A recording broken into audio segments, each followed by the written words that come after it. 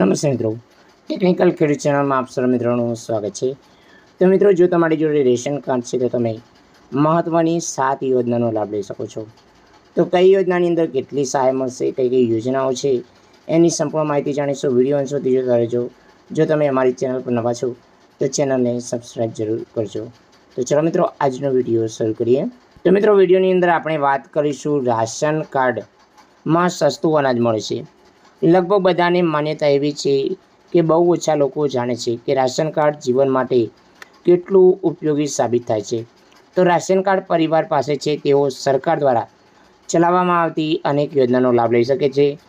તમારી પાસે ration card નથી તો પણ તમે તાત્કાલિક અસરથી રાશન કાર્ડ બનાવી લો અને સરકારની આ યોજનાનો લાભ લઈ શકો છો। તો મિત્રો, આજે 7 સરકારી યોજનાનો માહિતી આપણે આપીશું। તો મિત્રો, સૌથી પહેલી યોજના અંતર્ગત તમને મફત રાશન મળે છે।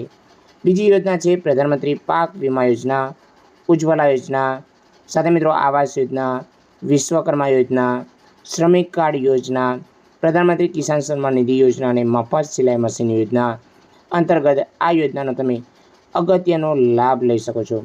સૌથી પહેલાં માહિતી જાણીશું પ્રધાનમંત્રી પાક વીમા યોજના। પ્રધાનમંત્રી પાક વીમા યોજના ખેડૂતો માટે જીવન રક્ષક યોજના છે। આ યોજના અંતર્ગત દેશના તમામ પાકોના જે ખેડૂતો પાક વાવી રહ્યા છે એ અંતર્ગત વીમો ઉતારવામાં આવે છે। જો તમે ખેડૂત હોય તો નુકસાન થાય તો સરકાર રૂપિયા આપે છે।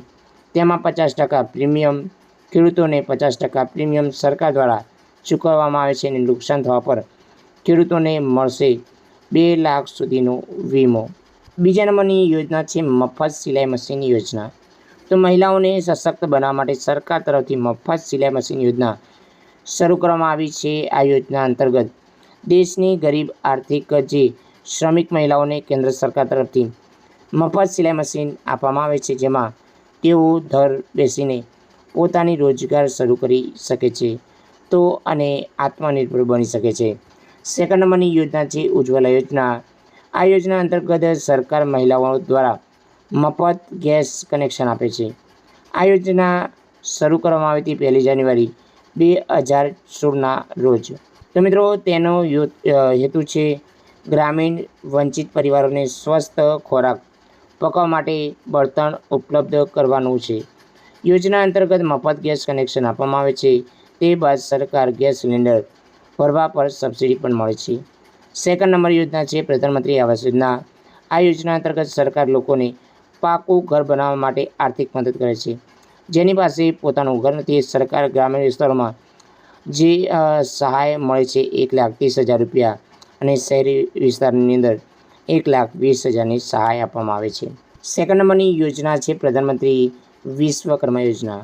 હાલમાં કેન્દ્ર સરકાર દ્વારા અનેક નવી યોજના શરૂ કરવામાં આવી છે, જેનું નામ PM વિશ્વકર્મા કૌશલ્ય સન્માન નિધિ યોજના છે।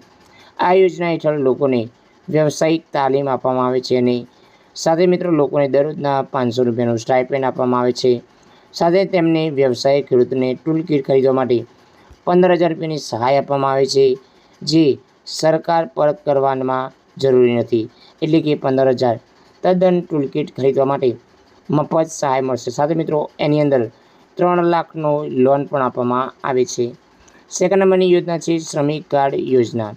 શ્રમિક કાર્ડ ગરીબ મજૂર શ્રમિકો માટે બનાવવામાં આવે છે। તો 18 વર્ષથી વધુ હોય તેમાં તમામ દીકરી લગ્ન માટે આર્થિક સહાય, બાળકોને અભ્યાસ માટે રૂપિયા, ઘર બનાવવા માટે સ્વસ્થ વીમાનો લાભ। સાથે મિત્રો આ ઉપરાંત સંગઠિત વિસ્તારોમાં કામ કરતા કોઈ પણ વ્યક્તિ શ્રમિક કાર્ડ બનાવી શકે છે, જેની ઉંમર 60 વર્ષથી વધુ ન હોવી જોઈએ। તો મિત્રો, આ હતી અગત્યની રેશન કાર્ડ ધારકો માટે યોજના। જય હિન્દ મિત્રો, વંદે માતરમ, જય ગરવી ગુજરાત।